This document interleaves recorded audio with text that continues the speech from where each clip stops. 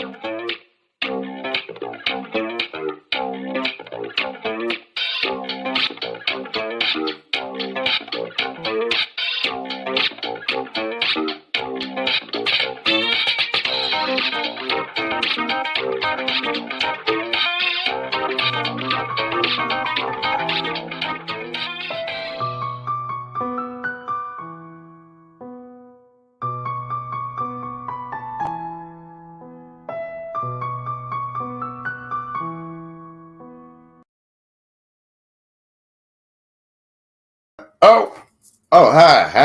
Welcome, everybody. It's the stream. No, you didn't put the thing up there.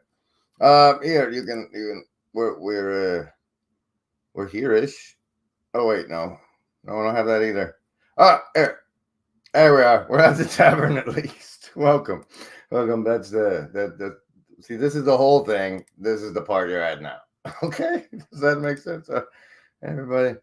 Oh, okay. So I'm not my usual self today.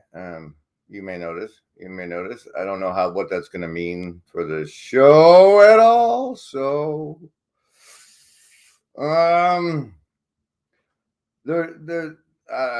here, this is a bit that's. Hey, Anthony, here's a bit that's gonna it's gonna be part of it. So let's see, present and share the screen and that and this and go. And now you can make it full screen. If it fits with what you're saying.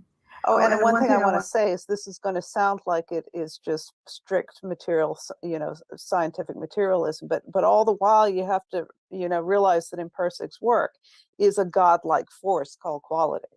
Mm-hmm.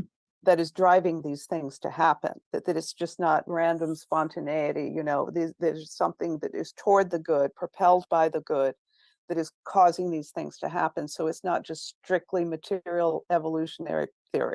Right. Well, that's one of the things I'm more excited about than most things, that Karen and Sevilla are apparently going to do that on the monthly. And there's a new one out, and there's a bit I'm going to play from there, but you're going to need your saving throws for that. I realized it after I hit play. So, on behalf of the fraternal regiment embodying narcissistic sociopathy, yesterday was a very special day for me. Two of my internet friends made videos trying to explain me to people. And the parts they got wrong, I'm going to go over. So I know there's at least that, but it's really touching, And I don't know who's making Discord noises, but now I have to close Discord because I still haven't figured out how to, that thing. Here, you need to go over here. Yeah. The more exciting announcement I have for you slightly more exciting for me at least, is that we now have this available for you to purchase. And you see, this is the Howdy Rascal Bragland Baseball Tees 3/4 sleeve original. Remember that guy that was on the stream the other day said, "What about sleeves?" This is as close as you're gonna get. This is a very special Howdy Rascal shirt because, as you know or don't know, Mudhut is the one who has updated the Lobstamonkee logo to the Lobstamonkee Goose logo. And she also agreed to make Rascal, who was hanging out, a graphical image I can play with and stuff. But there's something in her belly about to say howdy. And so she's not really going to have time to make the fancy pants one. So she just did this pen one. This black and white Rascal for us before the other fellow or ma'am says howdy. And I'm like, well, I'll tell you what, for every one of these, for this particular shirt, every one we sell, Mudhut, you can have 80% of the net, not the gross, the net, because howdy, and way to use your womb. And, so you can wear Rascal and be nice to Mudhut. Boom. And the link is in the below there, and there's that. And now I can give you savings throws. I know they're even better, Max. That was you. It was Maxwell Bliss that mentioned the long sleeve shirts. I'm glad you came back, Max. I have a problem with names. Oh, a little bit, Chad, just a little bit. Just but you put on the thing. You put on your thing. You're mostly wrong. What? Partly wrong. So savings throws. In case you haven't watched the deconstructed videos, you get to pick between survival, social, wisdom, and heart. And you're always swimming in mind control. Here you get a savings throw against it. Choose. Survivalist. The one Chad can't remember. 14 today. Socialists. 14 today. Wisdom, folks, a little better with the 15 today. And believe it or not, ladies and gentlemen, heart, folks, also with the 14 today. That's kind of fascinating. All right. Now, I should have been playing, like, the theme song, any background music, yada, yada.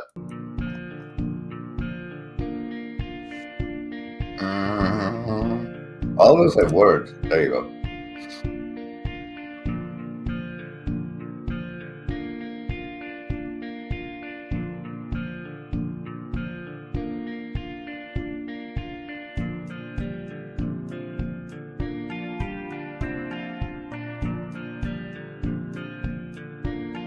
Now you're virtually not alone. Eve!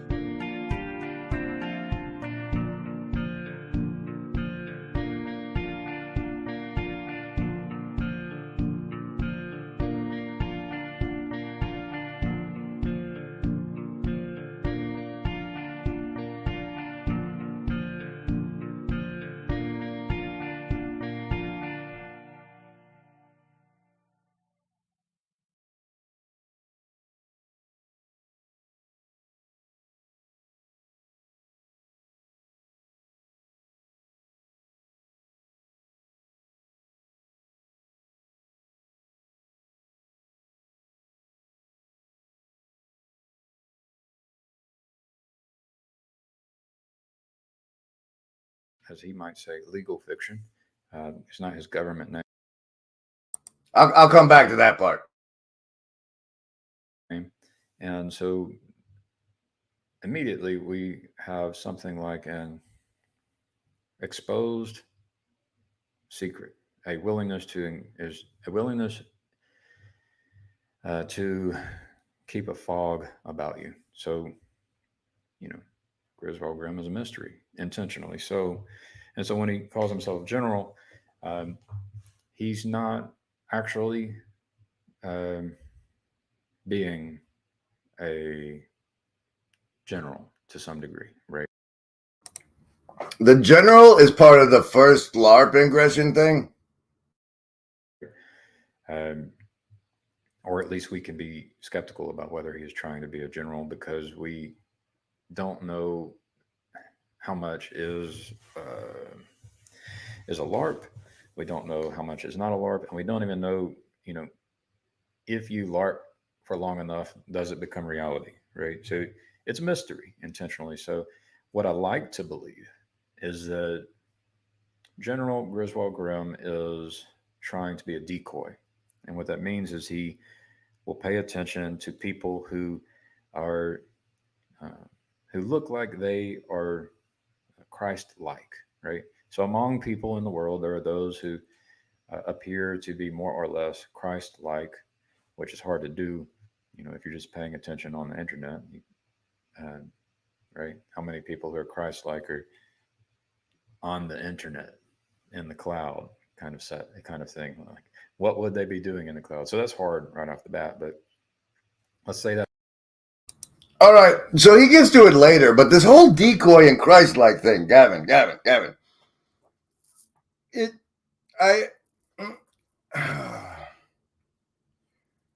The thing of it is like, it seems to me that you're trying to understand me through the lens of you, and you see yourself as someone trying to be Christ-like.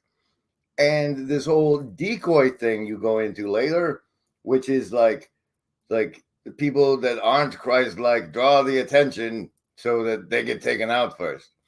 That's I operate under the canary protocol because everybody feels way more safer than they actually are. And so like everybody who's subscribed to the channel and such, when I hit 1,000 and YouTube goes through my private videos and says no, no, no, no, and kills the channel, like a canary in the coal mine, you see that I think that's where you're getting the decoy thing, though. That's the thing. And I don't know what to tell you about that Christ-like thing, bro. I really don't. But it's obvious, and I see it. Maybe not. Maybe not. Oh, all right, Chad. Cover this for a minute. This opens good. This opens solid. This, but. Oh wait. He just said recently. Yeah. So he's from there. That's where he lives. Grizz is not his actual name. I don't know his real name. There are a couple people who do. Not sure if it matters. But he has this thing called the Lobstamonkee. So first of all, okay. I gotta do the Karen and Sevilla part now. Sorry. To tell us involved. There's right? a tell us, absolutely. Yeah. Okay. Well, in Andrew Klavan's article, he's saying that Yuval Harari sort of insists that religion, nationhood, money, law. And Karen, if you're not aware, I had Featherecci try and do a stream about how terrible Harari is for many of these same reasons. Law and human rights are just intersubjective phenomena existing in the shared imaginations of millions of people. That they are fictions. That's Harari's word. Harari says none of these things exist outside the stories that people invent and tell one another. There are no gods in the universe, no nations, no money, no human rights, no laws, and no justice outside the common imagination of human beings. And Klavan goes on to say, that's not how fiction works. Good fiction does not create phenomena, it describes them. So it can't be a fiction because it's being described because it's actually there. And to me, that's kind of the whole problem with even when I hear Peterson and Douglas Murray and Ian McGilchrist and all of them, I love listening to them. They have ways of talking about it that are just great. But it almost seems to me that they're unknowingly nourishing a view of the world in which that actuality is no longer there. We've just found a nicer way to talk about the fiction. That we're going to act as if we're going to have a religion that's not a religion or something that's going to hold society together. But if it's just a fiction, it's not going to last very long. That I don't know. That part came on this morning, and it when I was going through all this deconstruction, and they speak about my legal fictional name and stuff, and it seemed kind of relevant. And as a bonus,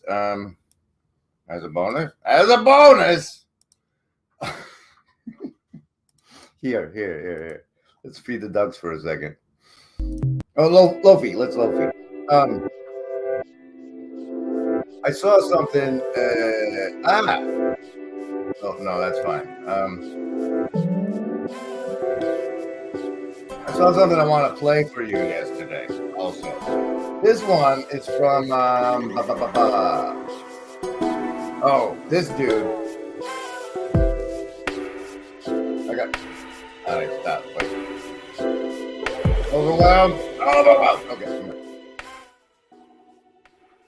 About like that. Okay, so this thing I'm about to present to you is from quantum gravity research, and then we'll get back to deconstructing me. Oh no! I interrupted my looking for it to tell you that somebody commented on my alien salience project submission, the collaborative playlist, which you can participate in. So much reminders. Okay. Someone commented on my alien salience project submission. So an entire video saying, "Get in the robot, Sinji." And I had no idea what that meant. So that was 30 minutes of my morning. And that is, well, I can't, that's Netflix. I'd show you, but I still don't understand, really. Really. Okay, here we go. I found it. Squarely substantial epiphenomenon of certain mammals. Certainly what I would have said some years ago, across time. So who can blame anyone for being overly convinced that intuition has nothing to do with a strange loop from the future, and for believing that it is a mere circumstantial epiphenomenon of certain mammals? Certainly what I would have said some years ago. So intuition will therefore be brushed off to make room for more limited local physics logic that fits squarely within the cage of our incomplete picture of physics. As we navigate the last few hundred meters toward the edge of the apocalypse cliff that we're heading toward, we're probably leaving a lot of opportunity on the table by restricting ourselves to a mind space that is devoid of non-local intuition from the future. So maybe we need... Rojo, good to see you. The whole Jordan Peterson underling universe drama is kind of low tier. The celebritards caught in that aren't very entertaining, in my opinion. No. You see, the marketing strategy for the Thinky Talky universe is that people who have spent a whole lot of money on education, learning big fancy talky words, like to hear big fancy talky words and feel smart about themselves. And so those they're not being entertained. Their ego, their intelligence, like, ooh, look at all these big fancy words you understand. Don't you feel better about yourself? That's the market. It's not so much entertainment. Sorry. Need to team up a bit with our descendants somehow. But to even try to do that, you would have to take a leap of theoretical faith. But that's what science is, right? Having faith without proof that a philosophy is probably correct because you have some rationale that implies for you that it is correct. And if you're willing to go so far as to trust your gut or intuition, you can throw that on top of the rationale. In other words, you can have evidence for something that's strong, and then you can have other evidence that you call your gut instinct or intuition.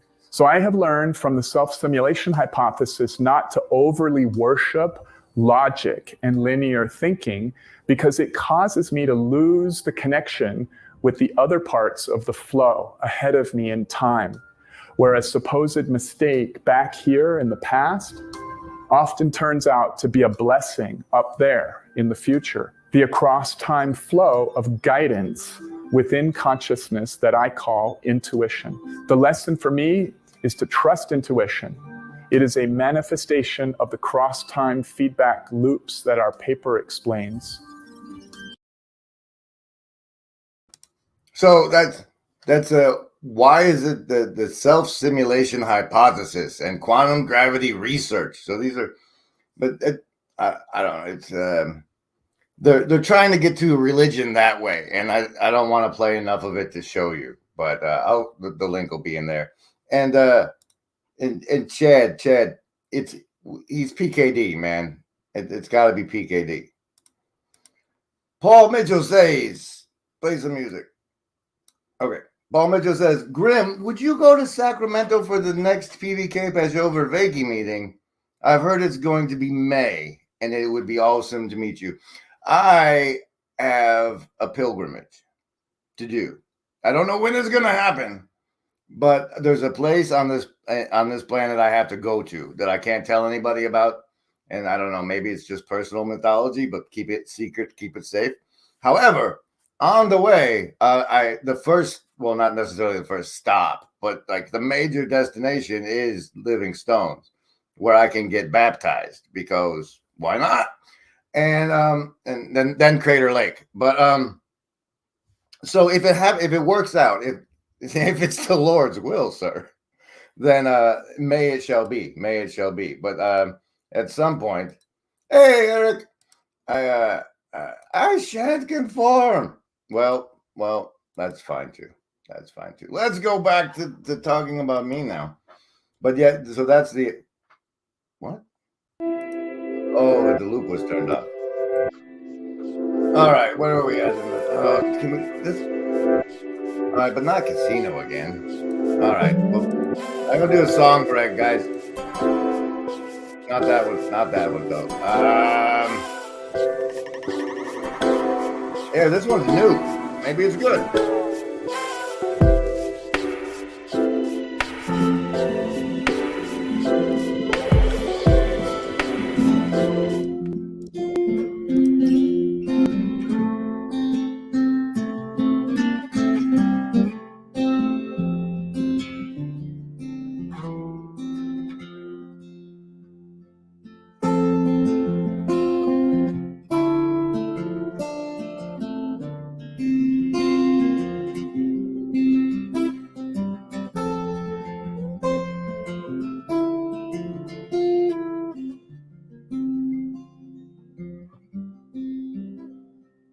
I went to Trafalgar Square.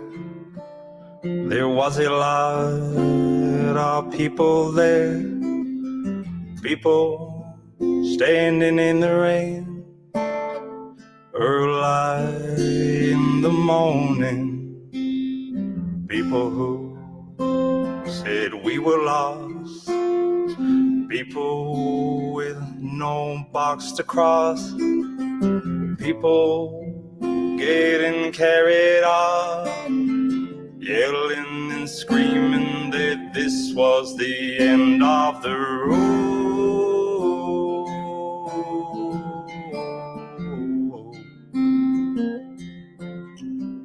The end of the road.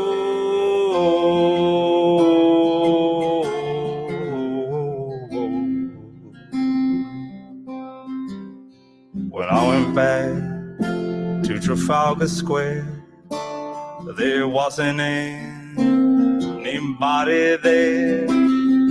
They had all been dragged away. Later in the evening, without them there, life had resumed. Nobody seemed to.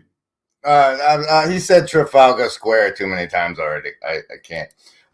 Is this little corner planning on viewing the 2024 solar eclipse?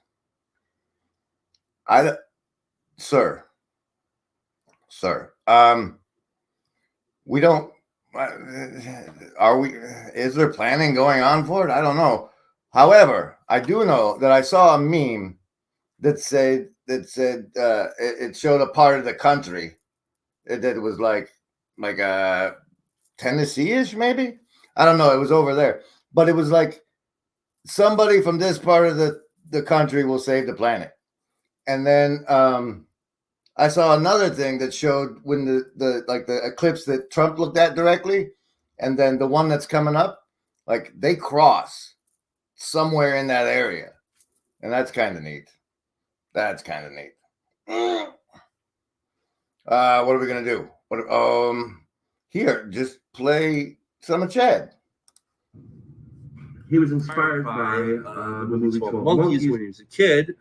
And if you've never seen that movie, it's a great classic movie. You should check it out. Somebody is sent back in time to try to figure out what caused the beginning of the end. And along the way, he is fed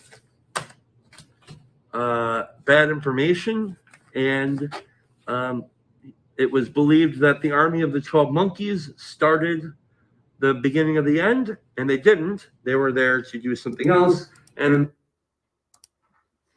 they invert Noah's Ark.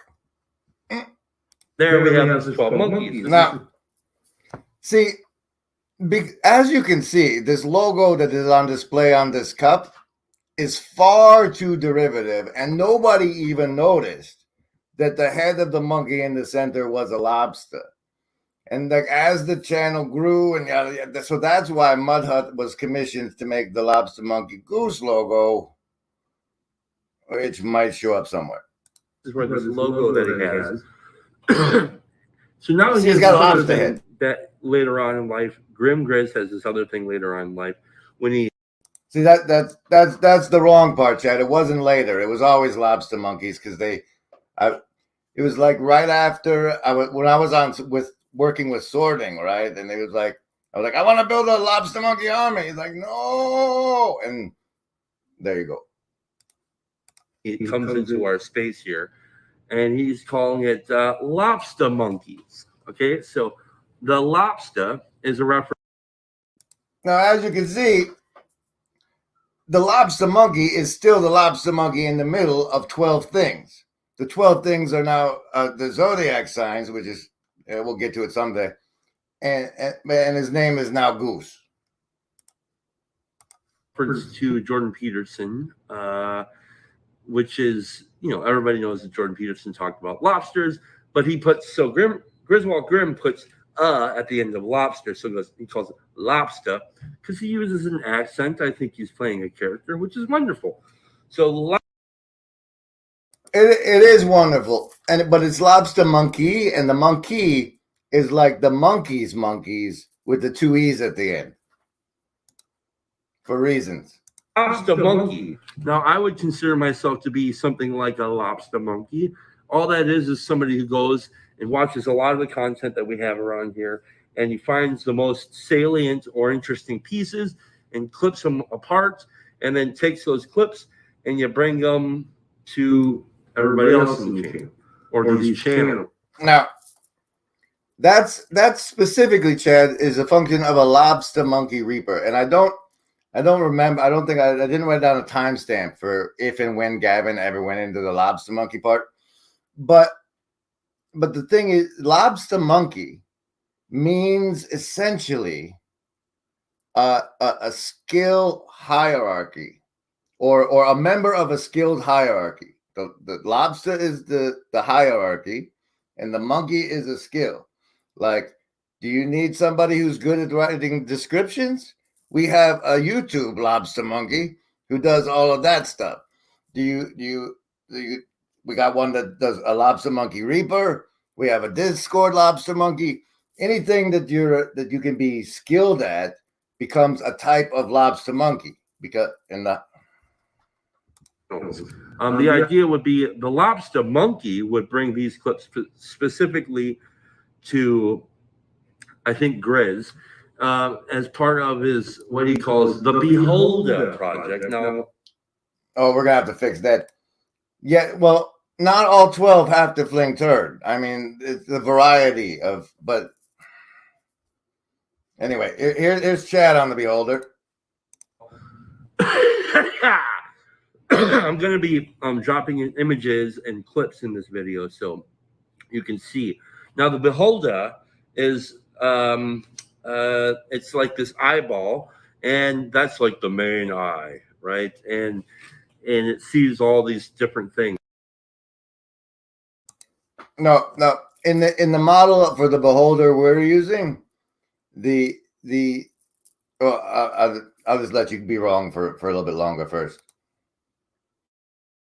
Which are like going on the internet. Then it has these little eye stalks that come out of it, like this, and there's like an eyeball on each of those. And that's like, I'm one of these little eye stalks, and also known as a Lobstamonkee. And so yeah, now I personally kind of do more independent work. So I was doing this just type of work before I knew what Grizz was doing. It just so happened that like we were actually, there's a convergence there of ideas, similar ideas.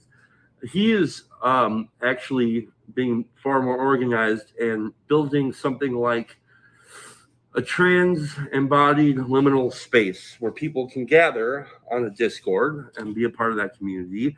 And it is quite fun. Which brings me to some other stuff. So he has this thing, a couple. Wait, not yet. I'm bringing up a not stable diffusion depth. What the hell? Squarely. Not that either. Son of a, there is no fourth wall. It's just people doing their best. Sometimes they manage it and you can't tell and you can see the fourth wall, and then sometimes they fumble like a jackass. No. Hey, this is rock climbers and some chess players and spirit is the most essential resource in the world. The Beholder Project is a way for us to essentially distribute our cognition. And so I distribute cognition to the Friday Morning Nameless YouTube channel. With regard to this little corner, I have been distributing some cognition to some rock climbers and some chess players and some people, some survivalists and some fishermen. And, when I go online, I distribute cognition to people who are doing things that I'm interested in. I also distribute my cognition to my wife, who's with the children. I distribute cognition to robots on the internet who are monitoring for problems. I just checked that my robots have not reported any problems to me. And so we distribute our cognition, and I would say that's related to the Beholder Project. Basically, these beholders are related to goals and aims or interests. And it's good if we can build good beholders that are beneficial and produce the best fruit. And so, whether you're interested in plumbing, and Okay. Hey, Izzy. So it's less like distributed cognition and more like distributed perception. And the part you had wrong, Chad, was like the big eyeball is the stream. It's like all the little eyeballs come and they bring it to the stream, and then it streams out the big eyeball. Do we really want to? Yes, we really want to go into it. Fine. All right. Here's me wanting to see my friends, I think. Because let's take the slow train. No, it's a Bob Dylan cover. All right, this one. We'll do this one. I gotta look stuff up. We're going into it.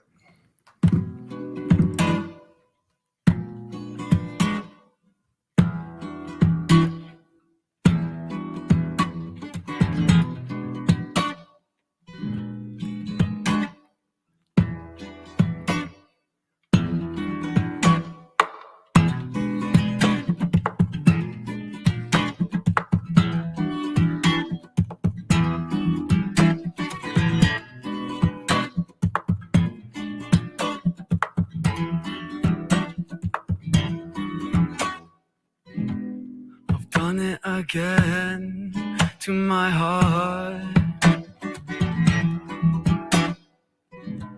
I already dealt with this pain, but now I'm right back at the start. As I'm finding new ways to love, I find it makes me tough to learn how to bar. It's so hard to not want you and your knitting. So I've reset the process and I try to go with this path I've chosen. I can see how I started to feel closer to being able to cope with these open notions. But whenever I'm with you, it's just my heart in motion, and I start to feel a sharp twisted motive, and a part of me starts to think I could easily dive into devoted. But it's hard to see if we can live freely, so I think it's best if we keep our love. Feeling roadblocks, that's what I want to learn to cope with. But I don't know if I can try to resist. No, I don't know if I can try to resist. No, I don't know if I can try to resist. No, I don't think I even want to resist. You don't. You've constructed a weak and sinning self, and now, okay. So this guy, why? He came out with this thing in 2012, and I still watch it. All right, somewhere in here, maybe even this part, I don't.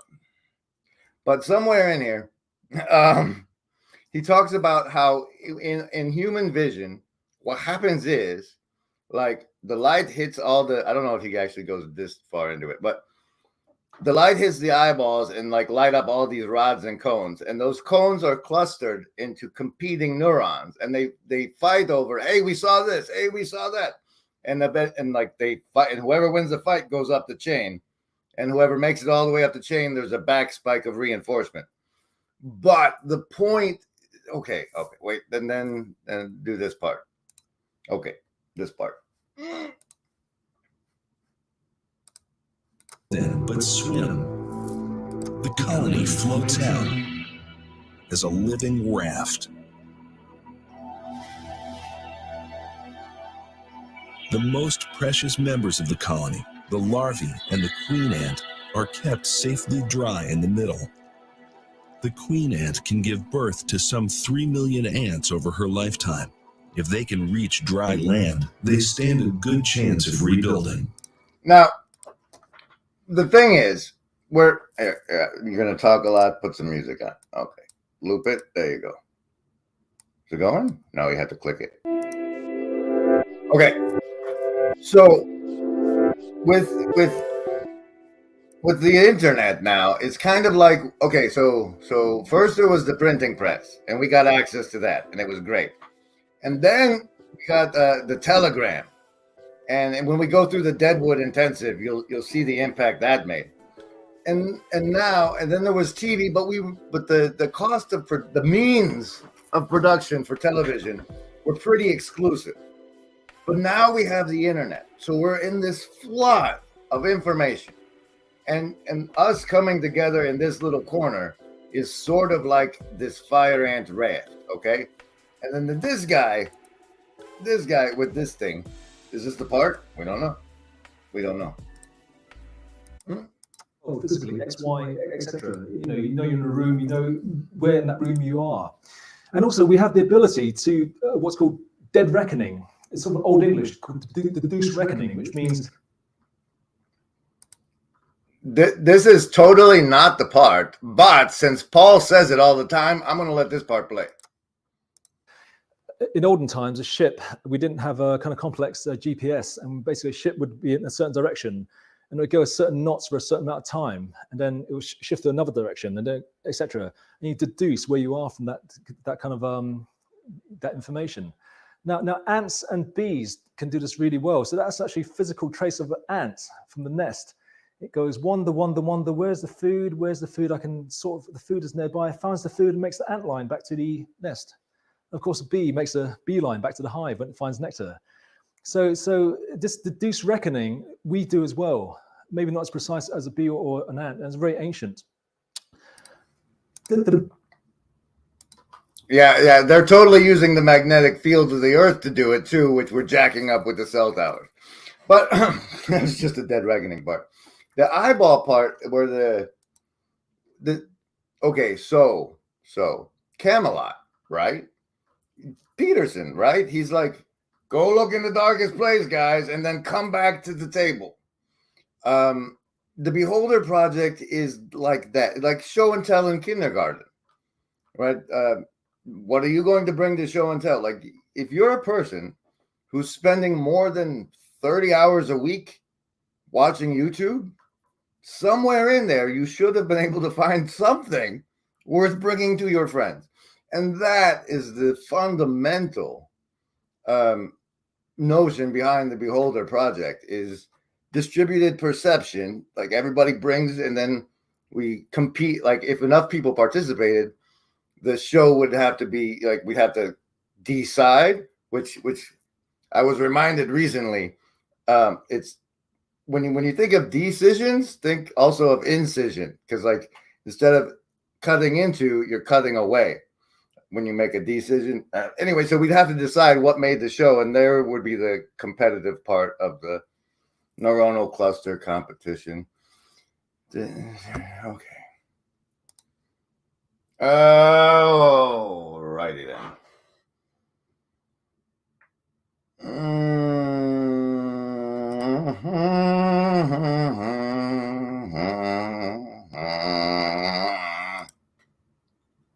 Oh, that's the quiet one. Remember, Embody, there is no agency.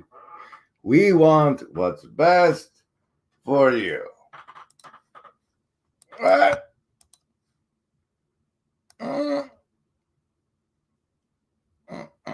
There it was. There. Right there. Oh, here. You get 3 extra points, and that'll give you up to at least 10, so it takes at least a half damage. Now, I think I'm on to something there that's correct. I think I'm correct. Okay, let's move along.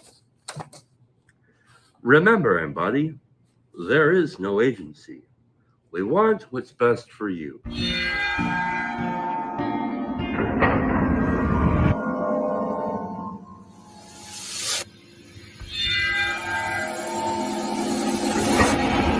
So this is like a branding phrase of his. And there's an image, I'll play it. There, you see the image. Okay. The idea is to remember.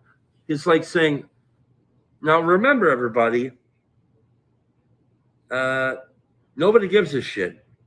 So let's pay attention, because we want what's best for you, because we're saying we're a part of the community. I think that's what he's saying. But like, not only remember everybody, but remember Embody. So remember this place, this space, this town of Deadwood, it's not real. Hopefully, you make your way out of Deadwood and venture off to other places and potentially start a Paintball for Jesus team, which is a way to embody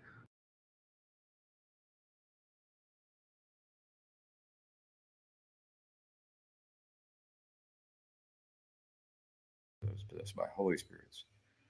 And I'm sharing things I've learned from experience. So it's all related to mistakes I've made in the past. Remember, Embody, there is no agency. We want what's best for you. Remember, Embody, that phrase, it brings to mind the Gandhi quote, be the change you want to see. There is no agency. I just want to point out that for some reason, Gavin has decided to make his videos for kids. And that's fine and all, right? But what that means is you can't get notifications for his video. And I wonder if segregating children and adults isn't like a way for them to get to the kids behind our backs. But agency reminds me of a conversation I had with Grim Groves about imagining an agency, whether it was celestial with God and angels, or is it aliens, or is it the CIA? And I'm hoping for an agency that's looking for good people who will try to train and help good people and allow them to network together to do good work. And you know, Gavin, that's exactly, see, in the timeline the general comes from, there is an agency, much like the one you described. However, when he came into this reality, into my body, our body, he discovered there was no agency. So I realized that maybe the CIA is not interested in that, for example. And so that's what the phrase "there is no agency" reminds me of. And there was a phrase at one point, "welcome to the agency." So the idea is that we could actually be the agency. I think technically the embodiment goes like you do something stupid, nice, or great to help somebody else increase their agency, like remove some of their overwhelm to increase their capacity to care.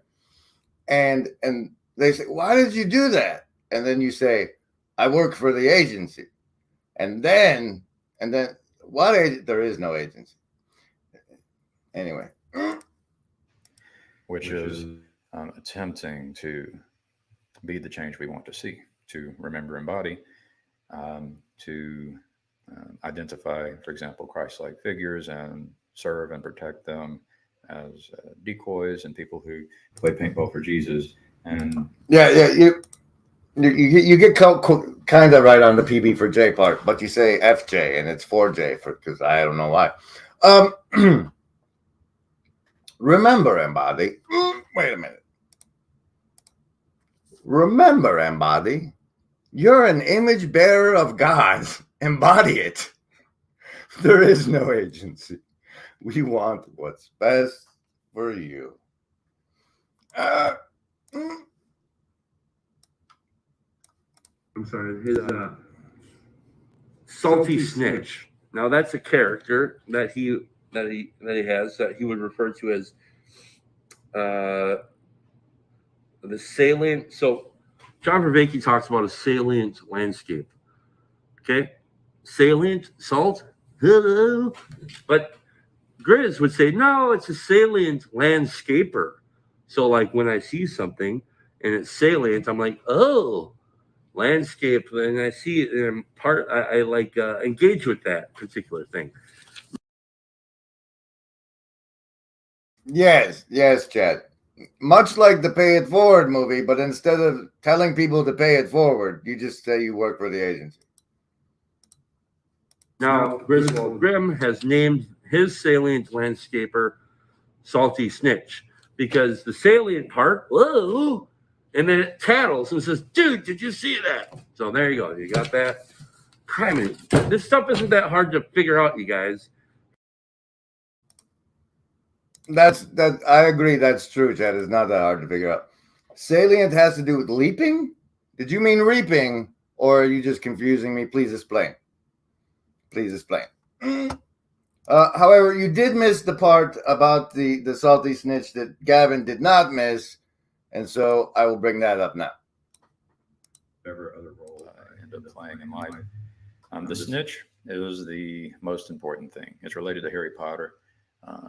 And the game of Quidditch. And so in that game, the way you win that game is you identify the snitch.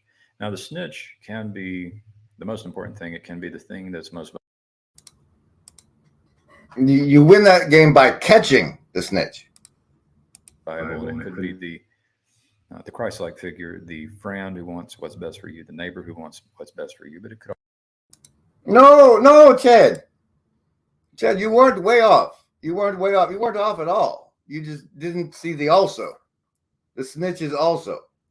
The salty snitch is the salience landscaper. It's what makes it. I don't see it, right? But it touches things and they become more salient to me. It's the part of my brain doing that. It's mia tulpa. Mia tulpa. You think VVK uses it for things leaping to your... Oh. Well, things don't leap. Things thing. Your salience landscaper brings them to your attention by making them shine to you. Like winged beasts of the sky. Behold, I didn't do the... You guys know the savings throws. So I think I've covered their deconstructions. I think the hierarchy, skill, and the Lobstamonkees are going to be much better understood from now on. I think the Beholder Project is clear. The paintball for Jesus thing. If any of you were those people that watched that movie Game of Thrones, do you remember how the Church of the Seven was entirely irrelevant until like the stupid ruler let them rearm themselves? Sort of like that. And Gavin goes into like putting poison in the paintballs, but the reason it's paintballs is drones. and censors, and in Latin is Salier. Well, that's him. That's him fault. What? Did I say right? Did I say right? Right? Okay. All right. LARPgate, right? LARPgate? Really? Maybe. Let's see what I've said about it, shall we? Okay. Let's what happens. We'll go here, we'll go here. You can, if you want to search somebody's channel, you got to go way over to this stupid arrow over here a couple times, and then several times. You just can't get there ever. Apparently, I don't. There we go. LARPgate. Here's it's year 3. Don't forget. Don't forget. We're on remember, Embody. We're on year 3. But here is the first explanation ever recorded of LARPgate. LARPgate. There it is. Hi. LARPgate is how I've been tagging my stuff recently. And okay. So I was surfing the internet and I saw this thing. And it was how, like, if you put on the stage an audience, it kind of breaks the fourth wall for the actual audience. And that is the essential nature of the LARPgate. What happened was the government and other mysterious agencies paid people to infiltrate the YouTube and control public opinion because the government's public relations division's chief job is to generate consent. Okay. QAnon led me to you guys, so it's your fault that I'm in the community. It's her fault that I'm in the community. And I say her because I think all AIs are female, and I'm pretty sure that Q is top of the line DOD AI population manipulation. But and like that last live stream where I talked about my thank you. Back in the good old days when you used to think people watched your videos and you could just reference the old stuff. For Q was horrible. But the gist was that the reason you're seeing the NPC meme right now is because on October 4th, Q says, get the memes ready. And October 9th, Q shuts the fuck up. And so everybody's favorite daily drama was canceled. And they had nothing to do but go to the internet and rage. And so they unleashed their memes. Okay. If it turns out that Q wasn't like an early Chat GPT like thing, then it's just John Delancey. But that's the basic nature of LARPgate is okay. You've heard of these things called augmented reality games, right? The LARPgate is a reality augmenting game. What else are you? I'm General Griswold Gaius-Grim of the first LARP Ingression Protocol, which is Ingress, which was before Pokemon Go, and it's long, and I've gone over it a couple times, but not today. Alex Jones seems to think QAnon is the fake version of a real thing. Well, what Alex Jones thinks and what he seems to think probably aren't the same. Okay, yeah, that's all I had. That's as deconstructed as I'm gonna get in this stream anyway. Do you have anything you want to say in conclusion? Yeah. Now that I'm explained what happens. Bye, everybody. Have a wonderful Tuesday, and I'll see you next time.